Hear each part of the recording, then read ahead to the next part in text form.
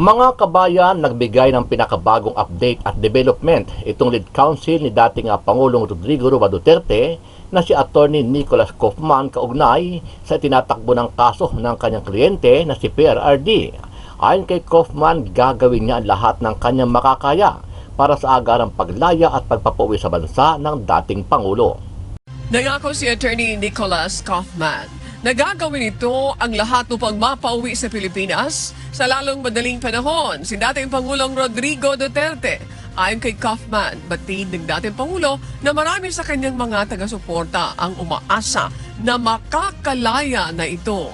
Tiniyak rin ito na walang natatanggap na political pressure mula sa Philippine government o foreign entity ang legal team ni dating Pangulong Duterte para ikompromiso ang pagkamit nito ng patas na paglilitis.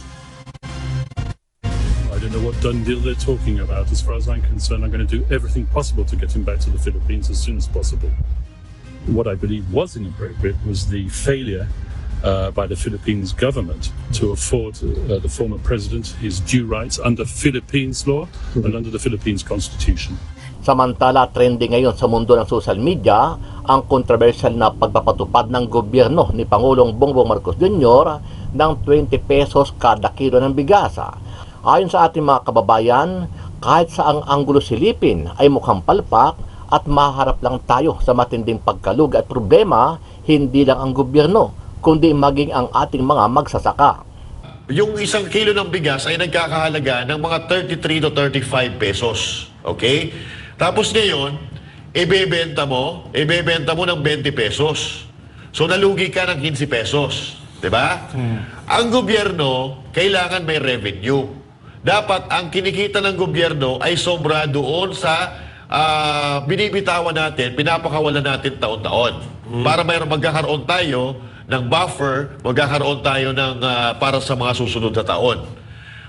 Ngayon, since kulang or binawasan mo yung presyo ng bigas, so shoulderin mo bilang ikay nasa gobyerno, malulugi ang gobyerno. Lugi ang gobyerno. Diba? So saan mo ngayon kukunin yung ipagtatapal mo doon sa 15 pesos na kada kilo ng bigas?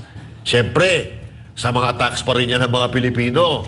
Ayon pa sa ating mga kababayan at ilang eksperto, aabot ng bilyong piso ang malulugi sa gobyerno kung ipagpipilitan nila na ibenta ang bigas sa halagang 20 pesos kada kilo.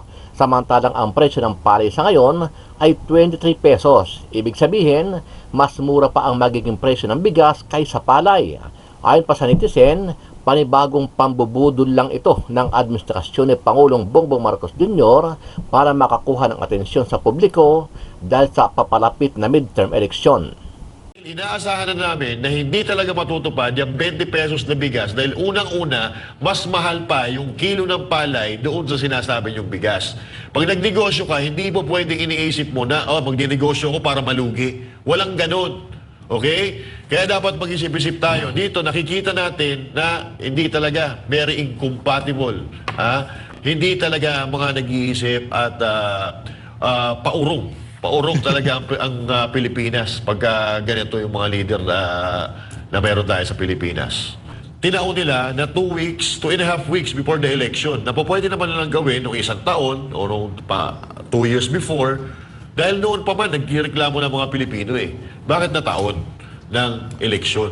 Hindi pa ba sapat yung akap, yung mga ayuda na binigay nyo, o hindi kinagat, or hindi umubra yung mga ayuda? Kaya eto, gumagawa kayo ng ibang pamamaraan para makapambudol ng mga Pilipino.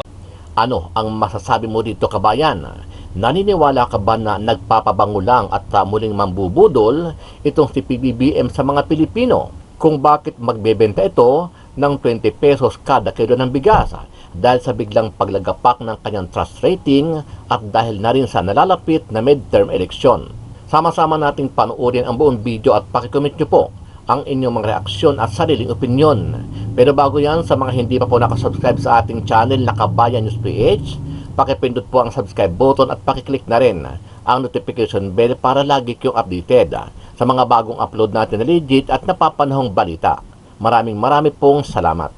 Ito, paulit-ulit talaga, araw-araw may ginagawang katangahan itong si Claire Castro. Ito, katulad nito, halimbawa, yung sinabi pa niya, may sinabi pa siyang iba eh. Kasi si VP Sara Duterte, nagsalita. Oo, nagsalita, di ba, na yung regarding dito sa 20 pesos ang kilo ng bigas, ito daw ay pagkain baboy, and all that. Kasi may, pinagbabasihan naman si VP Sara Duterte. Kasi noong dati, nagbenta sila ng 29 pesos ang kilo ng bigas. Tapos sabi ng mga nakabili, hindi naman daw din na nakain. So may pinagbabasihan si VP Sara Duterte. At ito ngayon ang sagot ni Claire. Galit na galit na naman siya. Sabi niya, huwag po nating harangin, huwag po nating pagbawalan inyong mga taong bayan na bumili ng murang bigas. Ito po muli ay para sa taong bayan. Huwag nating hayaang magutom ang taong bayan. Hindi porket mura ang bigas, sasabihin na panghayop ang nasabing bigas na nabili ngayon sa halagang 33 pesos. O, unang-una, Claire Castro, hindi ka kasi nag-iisip. Ganito yan. Tayong mga partner, pinagtatawanan natin yung 20 pesos na bigas, minabak natin yung 20 pesos na bigas, pero hindi tayo umaasa na matutupad yung 20 pesos na bigas. Kasi imposible po yan. Unang-una, ganito po yan. Let's do the math. Okay? Ang palay po, bago ka magkaroon, ang presyo ng palay muna, ang presyo ng palay ay 23 pesos ang isang kilo. Palay, yung may iba pa, yung hindi pa nagigiling yon. Ang isang kilo is 23 pesos. Now, bago ka magkaroon ng isang kilong bigas, 1.7 kilo ng palay muna ang gigilingin mo para ka magkaroon ng isang kilo ng bigas. So, sa madaling salita, bago ka yung isang kilo ng bigas ay nagkakahalaga ng mga 33 to 35 pesos. Okay? Tapos ngayon, ibebenta mo ng 20 pesos. So nalugi ka ng 15 pesos. Diba? Ang gobyerno, kailangan may revenue. Dapat ang kinikita ng gobyerno ay sobra doon sa binibitawan natin, pinapakawalan natin taon-taon.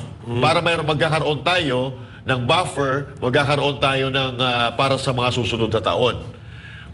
Ngayon, since kulang or binawasan mo yung presyo ng bigas, shoulderin mo bilang ikay nasa gobyerno, malulugi ang gobyerno. Logi ang gobyerno. Diba? So saan mo ngayon kukunin yung ipagtatapal mo doon sa 15 pesos na kada kilo ng bigas? Siyempre, sa mga tax pa rin yan ng mga Pilipino. Kung halimbawa, hindi sapat yung pera ng taong bayan, yung kaba ng taong bayan, kasi lahat ng pera ng gobyerno nakasegregate yan sa iba-ibang ahensya ng gobyerno. Ang mangyayari, uutang na naman tayo. Utang ng pera. So, madadagdagan ang utang ng bawat Pilipino. So, yun ang ibig naming sabihin. Kaya dahil inaasahan na namin na hindi talaga matutupad yung 20 pesos na bigas dahil unang-una, mas mahal pa yung kilo ng palay doon sa sinasabi yung bigas. Pag nagnegosyo ka, hindi mo pwedeng iniisip mo na, magninegosyo ko para malugi. Walang ganun. Okay? Kaya dapat mag-isip-isip tayo. Dito, nakikita natin na hindi talaga very incompatible. Very, tawag dito? Hindi talaga mga nag-iisip at paurong talaga ang Pilipinas pagka ganito yung mga leader na meron tayo sa Pilipinas. Kahit wala kang pinag-aralan kung iisipin mo, i-analyze mo, talagang politika lang ito Dahil kung tutuusin, napakatagal na po nagre-reklamo yung mga kababayan natin ng mahal na bigas. Kung matatandaan ninyo, nagbenta nga sila ng 29 pesos sa bigas doon sa mga kadiwa dati na inireklamo ng mga mamimili dahil may amoy daw. So may pinagbabasihan yung sinabi ni VP Sara Duterte kanina. So now, tinaon nila na 2.5 weeks before the election na pwede naman nilang gawin noong isang taon o noong 2 years before dahil noon pa man nagreklamo ng mga Pilipino Bakit na taon ng eleksyon? Hindi pa ba sapat yung akap, yung mga ayuda na binigay nyo o hindi kinagat or hindi umubra yung mga ayuda. Kaya eto, gumagawa kayo ng ibang pamamaraan para makapambudol ng mga Pilipino. Kasi katulad ng sinabi ko kanina, tayo minamak natin yung 20 pesos na bigas hindi dahil inaasahan natin na mangyayari yun. Dahil sa unang-una, hindi mangyayari yun. Dahil marami kang dapat isaalang-alang kung gagawin mong 20 pesos ang isang kilo ng bigas. So narinig natin sa balita kanina, malulugi ang gobyerno. Dalawa lang ang tatamaan dyan. It's either ang gobyerno or yung magsasaka. Yung magsasaka naman, tatamaan kung tatapyasan nila yung presyo. Bababaan nila yung presyo ng farm gate price ng mga palay. So wala nang kikitain ngayon ang mga magsasaka. So hindi naman papayag yung mga magsasaka noon. Pangalawa, sa panig naman ng gobyerno, yung 15 pesos na malulugi, saan kukunin yun? Sa pera pa rin ng gobyerno. Kaya ito, bara-bara to eh. Ito yung yung pang-politika talaga, pang mga bara-bara na desisyon, bigla-bigla na lang, magdidesisyon ka ng ganito na hindi mo alam kung anong magiging consequence nitong gagawin mo. Dahil sa totoo lang, ito, malaki ang malaki ang magiging impact nito sa ekonomiya natin, lalo-lalo na kung yung pera ng taong bayan ay i-allocate pa para dito. Kasi ngayon nga, na wala pa tayong ina-allocation na ganyan, nagkakalensi-lensi ng budget ng Pilipinas, hindi natin alam kung saan napupunta, lalo na. Tapos kakatkuhin pa ng mga korap na politiko yung pera ng kataong bayan, di wala na. Lubog na ang barko natin yan. Jay. Ganito kasi yan eh. Kailangan talaga kayo tinuturuan muna eh. Ganito kasi yan, Marcos. Para magawa niyo ang pangarap nyo, sabi niyo pangarap nyo, kahit pinangako nyo yan sa taong bayan, ang gawin nyo kasi dyan, mas unahin nyo, punduhan nyo muna yung mga magsasaka. So kapag pinunduhan nyo yung magsasaka, punduhan nyo sila ng gamot para sa palay na yung mga pantanim nila, ilibre nyo kung maaari. Kasi isipin nyo maigi, magbababa kayo ng presyo ng bigas sa halagang 20, tapos sino yung makakawawa dito? Yung mga kababayan natin na mga magsasaka. Sila yung mapuputukan ng lahat ng problemang yan. Problema na naman, hindi yan solusyon. Yan po ay problema. Oo, sige, sabihin na natin na mamimigay kayo ng 20 kilos na bigas sa Visayas. Tapos yung mga magsasaka natin, problema sila kasi wala sa magkano ang palay, 23 per kilo ang bigas ng palay. Tapos yung bigas ibibenta mo ng 20. Napakalaking kalokohan po nun. So ito nga dapat gawin diyan. Ponduhan ang magsasaka at maghantay ng ilang buwan. Hindi ko natanda kung ilang buwan bago simula sa pagtatanim hanggang sa pag-ani. So ang gawin nyo, ponduhan nyo yung magsasaka simula pagtatanim hanggang sa pag-ani. At kapag umani na wala namang ginastos yung mga magsasaka, ibigay nyo sa kanila yung pagod, yung kita nila doon sa pagod nila, at saka nyo gawin yung tinasabi nyo 20 kilos ang bigas. Yeah. Kasi kung bibiglain nyo yan, ang mapuputukan ho dito, yung mga magsasaka natin. Hindi po yung gobyerno. Yung kanina nagsasalita, sorry po doon sa anong tawag doon? Agriculture. Department of Agriculture. Medyo may mali ho doon kasi parang ang inaano nila, parang mababankrupt daw ang Totoo naman. Pero hindi nila na doon na mas maapektuhan yung mga magsasaka talaga doon. Mas talagang mababaon ng gusto yun. Kasi biruin mo sa mga fertilizer, sa mga abono pa lang, sa mga gamot na ini-spray sa palay, magkano na? Sobrang mahal na ho. Tapos bigla mong bibiglain. Ito yung mahirap sa administrasyon. Hindi mo na pinag-iisipan lahat bago nila gawin yung kanilang hakbang. Hindi nila iniisip na mas maapektuhan yung mga kababayan nating mga magsasaka kapag ginawa niya. Walang masama dyan sa ginawa ninyo na 20 kilos ang bigas. Disclaimer po, wala hong masama dyan. Sige, malaking tulong po yan. Pero ang tanong, yung impact po ba yan sa mga magsasaka? Kasi sa kanila humanggagaling yan. Alangan naman na naglikha kayo ng sarili nyong bigas. Kalukuhan naman nataho yun. Lalo-lalo na yung tagapagsalita ng Palasyo ng Malacanang. Ito, may sinabi na naman. Sabi niya, tungkol sa impeachment ni BP Sara Duterte, wala sa kamay ngayon ng Pangulo ang patungkol sa impeachment trial kung ano po ang magaganap dito. Nasa kamay po ito ng Senado. Loko-loko. Noong panahon ni Pangulong Duterte, gusto i-impeach ng gabinete ni Pangulong Duterte si Leni Robredo.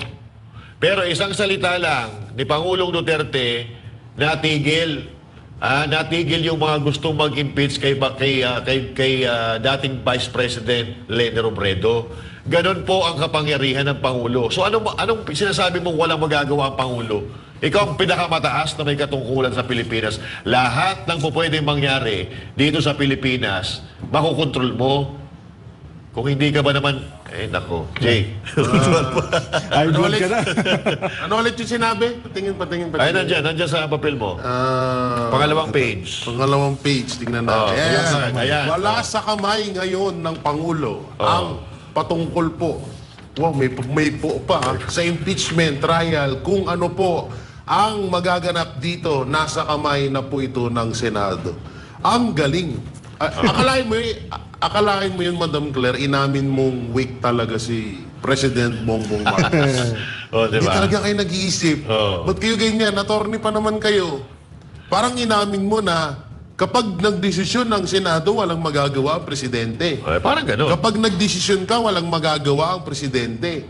So, ibig sabihin, wala talagang kwenta yung Presidente. Nako. Kaya pala, yung trust rating ng Presidente, lumagapak na. Kasi nga, talagang walang kwenta ang Presidente. Ganun ba yung gusto mong ipamukha sa amin? Anak ng teting ba naman, anti-Claire, yan na naman, na-blood na naman ako sa'yo eh. Uy. Sabi ko sa'yo, minsan, magtutulog ka, inom ka ng gatas, kumain ka ng kanin, kahit konting kanin lang, at least kahit magka-vitamina man lang yung pag-iisip mo. Anong wala sa kamay ng Presidente? Siya nga Presidente ng Pilipinas eh. O katulad na lang yan. Halimbawa lamang, gusto kang ipatanggal ni Martin Romualdez, Claire, dahil sa kabubuhan mong taglay. So, siyempre ayaw ni Presidente Bongbong Marcos. So, may magagawa ba si Martin Romualdez dahil siya ay isang House of Representatives, isang speaker lamang ng Congress at ang tumututol ay Presidente? So, sino mas matimbang doon, Claire? Siyempre, hindi magagawang palayasin ka dyan ni Martin Romualdez kasi tinututulan ng Presidente. Kasi ang pinaka may kapangyarihan ng lahat diyan, Presidente. Sa bagay, maganda na rin yung ginagawa mo. Unti-unti mong ipinaparating sa amin na wala talagang kwenta ang Presidente. Yun. Parang gusto na sabihin na iba nagpapalahad ng Pilipinas. Galing mo So, talaga. parang RJ. Naririnig ko yung boses niya sa isip. Wala sa kamay ngayon ng Pangulo ang patungkol po. Ang Ganun patungkol po sa ating Pangulo. Pangulo yan eh. Pangulo. Ito si Madam Claire talagang, ewan ko parang gusto niya lagi siyang natitv eh. Kahit Baka may wala TV namang na. kahit wala namang kakwenta-kwenta yung sinasabi niya, kahit ampaw yung sinasabi niya, o yung sinasabi ng, ewan ko kung sino nagsasabi sa'yo, ikaw ba o yung Presidente? Sasabihin at sasabihin niya. Ang maganda nga dito kay Pangulong Duterte, di ba tinatanong siya patungkol dyan sa i-impeach niyo po ba si VP Sara? Kahit na binabanatan ni Leni Robredo, si Pangulong Duterte, halos araw-araw yun, mga dilawan na yan, walang tigil sa pagbanat kay Pangulong Duterte. Pero ang iba talaga ang Duterte eh. Kasi sabi niya doon, kung hindi ako nagkakamali, hindi ko i-impeach yan. Bakit? Elected yan eh. Ang taong bayan na nag-elect dyan eh. Questionable nga dahil sabi ni Marcos, siya daw ang nanalo. Pero parang mas gusto pa si Leni Robredo kaysa doon kay Marcos eh. Kaya nanalo ng Vice President eh. Dito natin nakikita na mas kaya nanalo yan si Bongbong Marcos bilang presidente dahil kay VP Sara sa mga Duterte. Yun. So, ayun, dito natin makikita yung kaibahan ng leader sa Peking leader. peking leader, tama. Doon sa sa nakikinig sa sabi-sabi. Kasi kung leader ka, makakapagsabi ka. Tinanong nga siya si Bongbong Marcos ng ano po bang masasabi niyo sa impeachment ni VP Sara? Ay, nasa Senado na yan. Wala na tayong magagawa dyan. Okay ka lang, sir. Ikaw ang presidente kaya. Baka nakakalimutan mo, papaalala lang namin sa'yo. Siyempre, gusto rin niya ma-impeach si VP Sara Duterte, kaya hindi niya gagawin yun, naharangin, no? Pero, wala Wala tayong magagawa pagka, kaiiwas natin sa lutang, napunta tayo dun sa mga bangagi. Oo. At, konting tiis lang, dahil meron na po. Meron ng mag-aayos ng Pilipinas. Yung number 53 sa balota at yung Duterte, nako, yan at yan po ang mag-aayos sa Pilipinas. Sila ang mga walang bahid ng korupsyon na masasabi natin. Ang dami pa natin gustong sabihin dito sa kanila pero wala na tayong oras. So sa susunod na lang,